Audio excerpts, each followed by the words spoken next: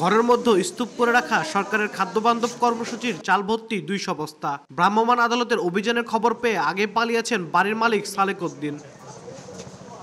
বগুড়া সদরের লাহিড়ীপাড়া রহমতবালা গ্রামে সালেকের বাড়ি থেকে জব্দ হয়েছে সরকারি প্রায় 10,000 কেজি চাল। সুবিধাভোগীদের কাছে থেকে কম দামে এসব চাল কিনে কয়েকজন অসাধু ব্যক্তি বাড়িটিতে মজুত করেন বলে দাবি সালেকের মায়ের। এরা অন্য অন্য গ্রামের থেকে লোকজন কিনে বিক্রি করে, আমি জানি না তো। চাল জব্দের খবর পেয়ে ঘটনাস্থলে জড়ো হন স্থানীয়রা। ঘটনায় জড়িতদের শাস্তির পাশাপাশি সরকারি চাল বিতরণে সুবিধাভোগী বাছাইয়ের ক্ষেত্রে আরো সতর্ক হওয়ার আহ্বান তাদের। সরকার যে যাক চাউলটা দিচ্ছে, বুঝছেন, সে ব্যক্তি গরিব না ধনী তা তো ঠিক মতো হাতায়নি, দিবে রাখছে, তারা হাত পাতাছে, তার লোক দিয়েছে।